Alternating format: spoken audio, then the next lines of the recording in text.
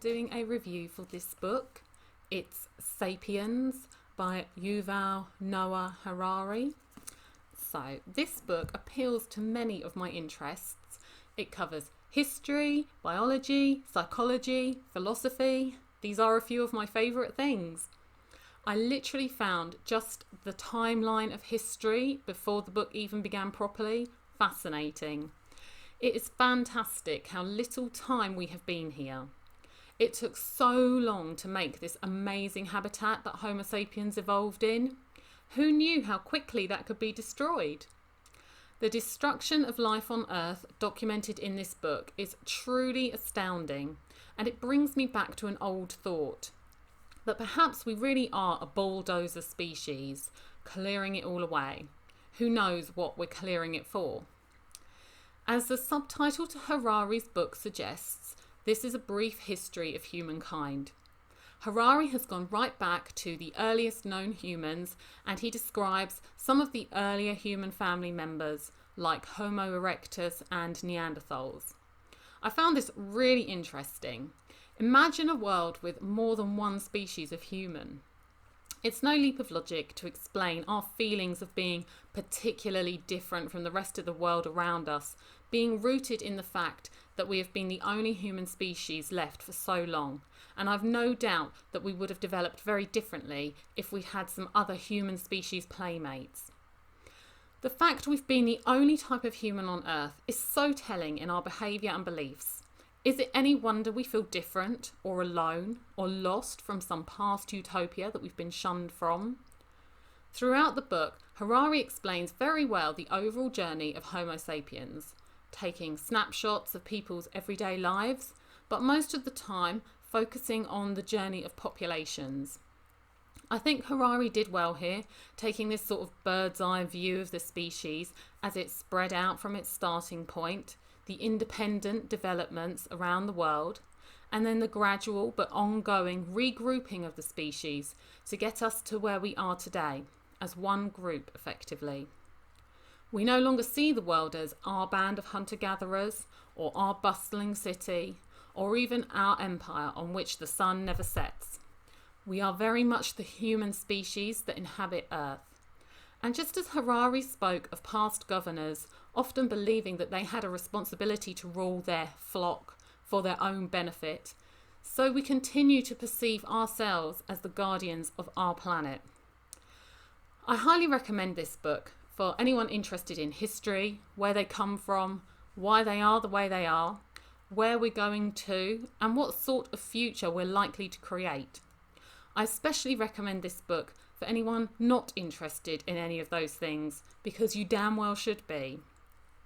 Harari talks about the three revolutions of Homo sapiens: the cognitive revolution, the agricultural revolution, and the scientific revolution. With each revolution, the number of humans able to constructively work together as one unit has increased, which has greatly expanded their potential. However, it has also involved the loss of the self-sufficient individual and the personal empowerment of more numerous high-ranking positions that would exist in small groups. The cognitive revolution developed around 70,000 years ago, and it seems that this is when Homo sapiens changed from just another human species, somewhere in the middle of the overall food chain, and living in a style that didn't leave much of a footprint behind.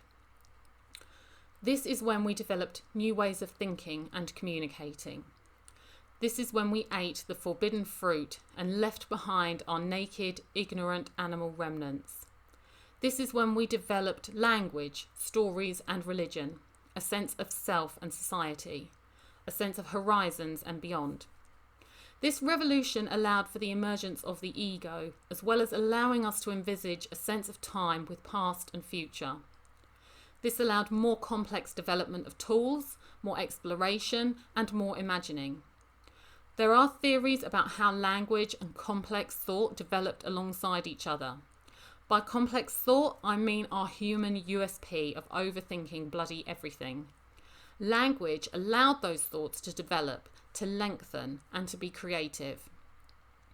It was humbling to read how wherever Homo sapiens arrived in a new part of the world, any other species of human died out, as well as any giant animals and fauna.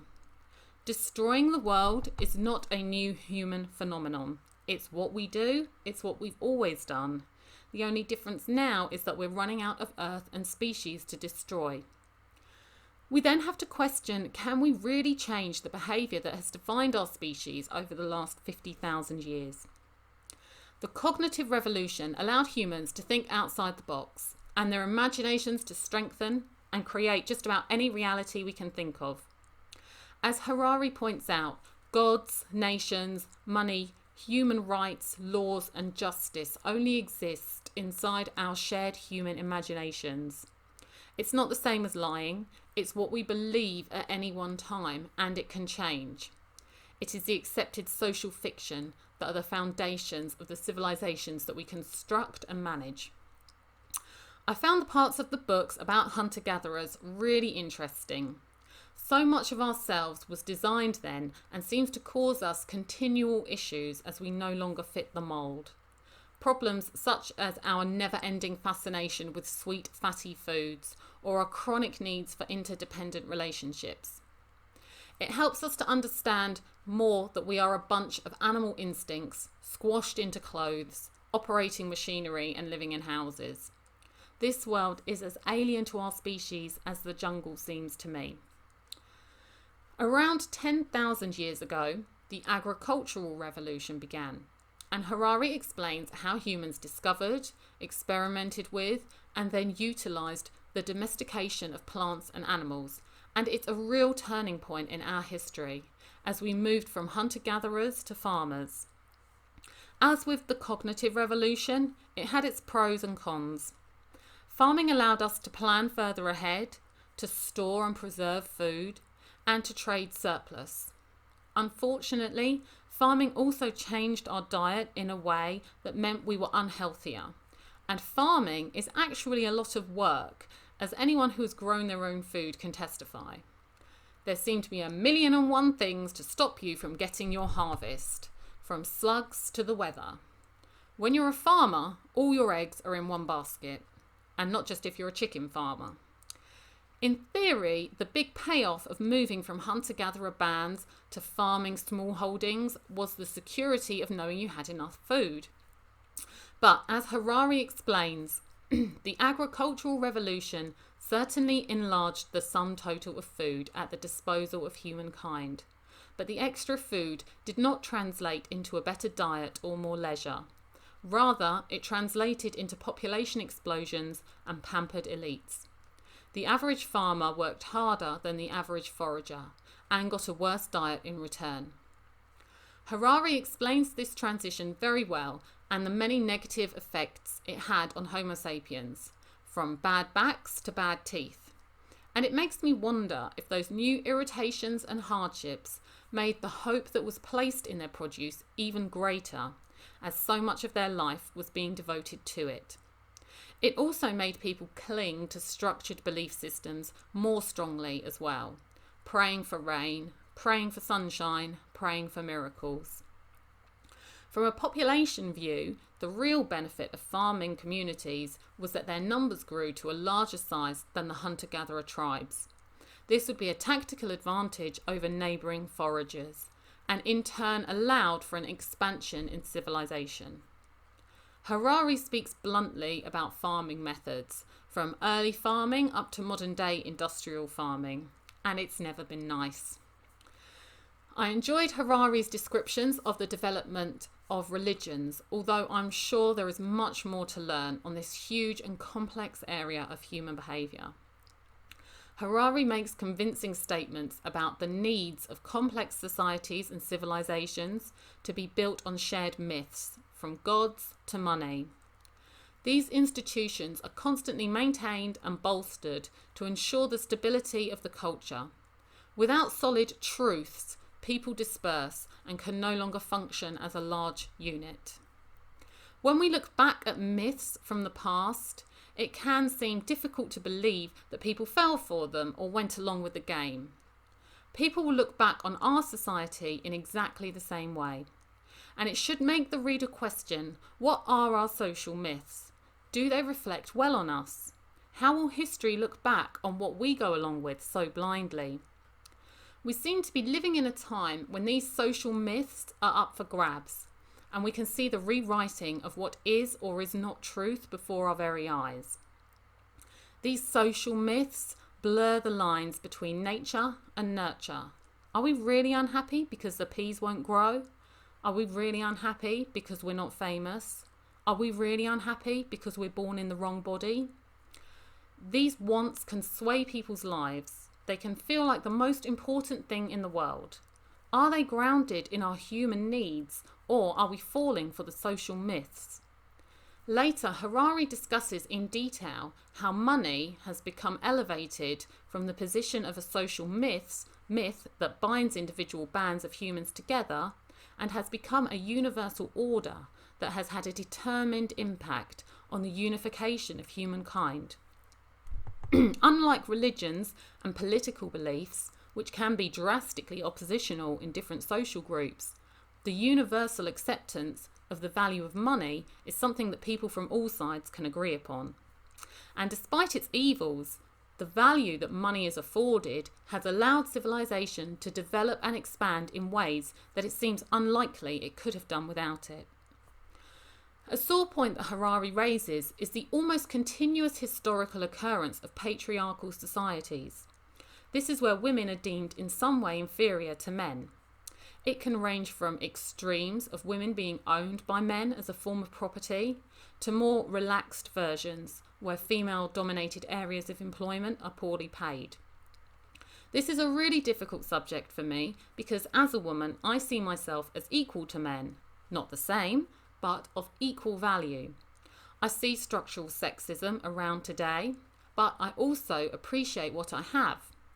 To think of the way women have been treated in the past angers me, but I also recognise that the majority of men weren't getting a great deal either. And I think that most of these inequalities have arisen alongside the development of civilization and are enforced by social myths. Harari tries to work out why women so often get the raw end of the bargain in civilizations. My opinion is that women have allowed it to happen because they have prioritised other things that they love and consider more valuable than social equality. I also don't believe all the hype, and I think that many women acquired power in different ways. We don't have photos from more than 200 years ago. But there are many Victorian photos that we can view where you can see by their faces that these women were no doormats. The third revolution is the scientific revolution, which began about 500 years ago and includes what we know as the Industrial Revolution, scientific explorations, and the modern age. I'm not sure that I completely agree with Harari's assertion that the scientific revolution has been characterised by the admission that we don't know the answers and that we are searching for them. In some respects, that may be true, but day to day, the level of authority placed in scientific claims is fanatic. Science is ever-moving sand, yet it is heralded as the foundation of our beliefs, with very little attention given to the fact that science changes its opinions so often that what we believed just decades ago can seem ridiculous to us now, with the only judgment given that we know better now. And I would argue that our dominant belief that we, Homo sapiens, can solve all our problems is in fact hubris. In this section, Harari also used a lot of cycle diagrams to explain things like the relationships between scientific discoveries and power, or profits and production, which gave them an air of sustainability, when in fact they're the antithesis of that. For example, when discussing how capitalism has grown and developed the world with the cycle of profits, reinvestment and further production, I didn't completely agree with this. People may well reinvest profit and keep the cycle turning, but they also hoard a lot of that profit. And what about shareholder businesses? The shareholder dynamic demands ever more profit, but with less reinvestment as the profit is removed. This can leave businesses in need of investment as maintenance and development have been neglected due to the priority of shareholder dividends. The unification of mankind was interesting and discussed how separate worlds existed independently and how over the last 500 years and the empire building of the West, almost all Homo sapiens have become members of the same world. The pioneers of empire had their own reasons for their ventures, but it was their methods of colonisation that brought the world together. Not satisfied with local domination, it was their search for new treasures and opportunities that led to the global world that we know today. It was this venturing into the unknown that also allowed the mind-opening ventures that changed how we had thought throughout the previous religious ages. It has taken generations of free thinkers, but religion is now firmly on the back foot, even for religious people. It was also very interesting to read about how the pioneering empire builders were not so much nations, more businesses. It was only when these businesses required bolstering or protecting that the state stepped in and declared them as national interests. And we argue that today the state's role seems to be merely to facilitate business. Wars to protect and promote private businesses, isn't that what we were doing in the Middle East a few years ago? Times don't change, and neither does the hatred that such behaviours generate. Aside from the horrors that Homo sapiens have with relative ease inflicted on their own species, are the horrors that have come with industrial farming. The agricultural revolution was a pretty shit deal for nearly all involved. The plants and animals domesticated, as well as the ones made homeless and left to starve. And also for the humans who were not designed for this work and who became endless labourers to it. The next revolution that has occurred over the last 500 years has pushed this to levels which on examination should make any level-headed Homo sapien feel physically sick. The scientific revolution, which includes the Industrial Revolution, the empires that globalised the world, the scientific explorations and achievements, and the death of religion, has certainly cost the lives of millions, from those torn off the land, to those enslaved, to those experimented on, to those manipulated, to those human machines in fields, factories and mines, to industrial farming. Where has it brought us? Was it worth it? Could we go back to before it, even if we wanted to? The real driver of this revolution was business, capitalism, profit. When examining the previous agricultural revolution, it can be difficult to tell which species was domesticated, wheat or humans. Have Homo sapiens now been domesticated to the meme of business? Are we not all enslaved to the demands of finance, worker ants to the queen of capitalism? And do we have the imagination or the integrity to really create a better alternative? The most recent revolution has also led to the collapse of the family and a stronger reliance on the state. The negative effects of this shift are numerous and substantial, and consequently disempowering to the individual. I could write volumes on this subject alone. The promises of freedoms from the restraints and controls of close family and community have been usurped by the new micromanaging control of the state and businesses, as well as fashionable national opinions that can sweep through like wildfire in the age of the internet. There are obvious benefits to this situation, where people are seen as individuals in terms of rights and freedoms. But we have lost a lot of physical and emotional support that I would say we need. As the book draws to the modern day, it discusses how the influence of past religions have faded away and people have found new cults to devote themselves to, such as Nazism, communism, and I would add neoliberalism. Today, there is a vacuum for belief systems. People might like to think they can do without rigid and dogmatic religions, but they are also grasping on to the latest doctrine or crusade as if it was a holy war. The long-running ideals of the past seem to have evaporated, and every new idea of reality overshadows the last one, and Homo sapiens can barely keep up with the information overload. Harari spoke about how scientists believe that people's happiness levels are mostly chemical rather than material. Some people are just happier, whatever their lot. And some people are just miserable bastards, no matter what they have. I would have been interested to hear more about how Harari thinks parenting can affect our future happiness. There is a lot of science now showing that emotional levels in humans are set in the perinatal period and are greatly affected by the care that babies receive at this time. This is of particular relevance because we live in a society that overwhelmingly encourages detachment parenting. I also wonder, was happiness such a concern in the past, or is it a modern ideal like romanticism? Were people of the past more concerned with doing a good job or just surviving? Is our concern for happiness a modern luxury? Is happiness really a part of our nature? By the laws of duality, you have to know unhappiness to be able to recognise happiness. So it's really something that's far too objective to measure at all. I feel that one of our problems in the West today is that we don't have enough unhappiness, enough real struggle. So when we are surrounded by things that we should be jumping for joy about, we often fail to find the true happiness in them. But at the same time, who would choose unhappiness?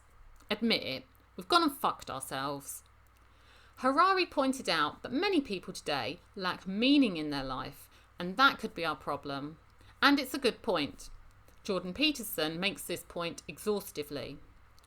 Looking to the future, Harari discusses how close we are to the next scientific breakthrough for Homo sapiens in areas of biological engineering, inorganic life, and a mix of the two, cyborgs.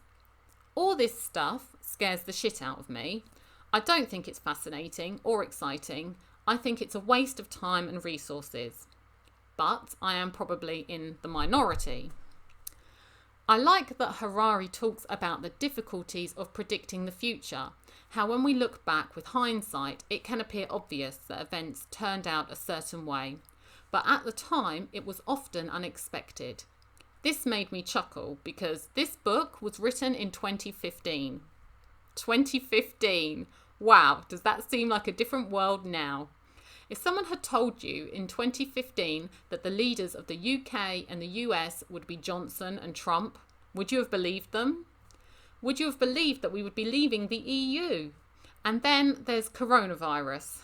Who saw that coming, other than Bill Gates? And who would be stupid enough to try and predict where we'll be in 5 years from now? This book was pretty well segregated into the relevant sections. It would be impossible and boring not to compare historical aspects to how we live in the modern era, and I think Harari manages that balancing act very well, following a historical timeline whilst making the reader keep in mind how this affects the people that we are today. At the end of this book, Harari left a lot of unanswered questions, a lot for the reader to mull over. Something which Harari never fails to question is whether the undoubted advances made by Homo sapiens have actually improved the quality of life for the individuals. And it's a tough one. Hunter-gatherers actually had more free time than many people today, and less back-breaking work than many people over the last 10,000 years. On the other hand, people died more easily from accidents and illnesses. It seems that people were probably more violent in their small tribes, but there were more opportunities to be respected as the best at something. There was little security if things went wrong or the natural resources failed. There was also less chance of depression or anxiety. I wouldn't give up what I have today. I enjoy a comfy chair, cake and the internet too much. But if it did all disappear tomorrow and I had to live to survive, would I be any unhappier overall? One criticism of the book is that it feels a little too tidy. Don't get me wrong, I respect that trying to document the history of Homo sapiens is a big task, and to stop it from spilling out into numerous volumes, a lot must be whittled down. But you could feel that things had been left out and simplified in the book. It's left me wanting to read and investigate more. I didn't always agree with Harari, but I thought that Sapiens was a brilliant book. There was lots in it, and lots I'd like to look into more deeply. And he made me think about aspects of being human in new ways, so that was great. I would have appreciated a further reading section. After reading this book, I was left feeling that we need to question what we're doing and where we're going with more scrutiny. The three revolutions, cognitive, agricultural, and scientific or industrial, what we've achieved is fantastic and beyond what we could have imagined. Yet the price is high. We're no happier, we're probably unhappier. Quality has been sacrificed for quantity. We've developed a plethora of ailments, social absurdities, and mental health problems. We've nearly destroyed all diversity of life on this planet. It is unsustainable, and we seem to have accepted that we are committing suicide with our unnecessary behaviours. We're a suicidal species. We've destroyed everything in our sight, and now we're destroying ourselves. And yet we plough on. What are we doing? I've become more pessimistic about the future than I once was, and the corona craziness has only made it worse. The frenzy. Watching people create food shortages out of selfishness. I really lost a lot of respect for people. Watching people get whipped up online into such a fury about this week's issue, it shows me how Nazi Germany happened. The future looks bleak to me. Not because of climate change, the answers to which I have lost faith in, not because of the coming financial crash, which I believe will be used to bring in and take away whatever the fuck they want to bring in and take away, not because of the virus that I don't believe the hype about. The future looks bleak to me because of the concrete realisation that people are fucking idiots, and not only will they let it happen, they'll drive the train. They'll make sure we're all on board. I would not be surprised if we are soon under the dictatorship of the far left or the far right. Harari has shown in his book that again and again, Homo sapiens plough forward in a direction with no real idea why. Like lemmings off a cliff, they get caught in the motion. And I can see it happening again. This book showed me how much people are manipulated, sold promises for a brighter future time and again, and how much better people feel when they're being lied to. It's so much more comforting not to know where our clothes are made, not to know how our sugar is grown, or not to know that the gods don't need this sacrifice. I'll finish by reading Harari's final statement in the book. Despite the astonishing things that humans are capable of doing, we remain unsure of our goals, and we seem to be as discontented as ever. We have advanced from canoes to galleys to steamships to space shuttles, but nobody knows where we're going. We are more powerful than ever before, but have very little idea what to do with that power. Worse still, humans seem to be more irresponsible than ever. Self-made gods, with only the laws of physics to keep us company, we are accountable to no one.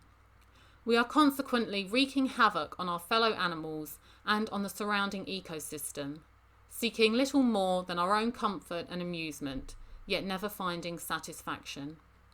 Is there anything more dangerous than dissatisfied and irresponsible gods who don't know what they want? Okay? Thank you.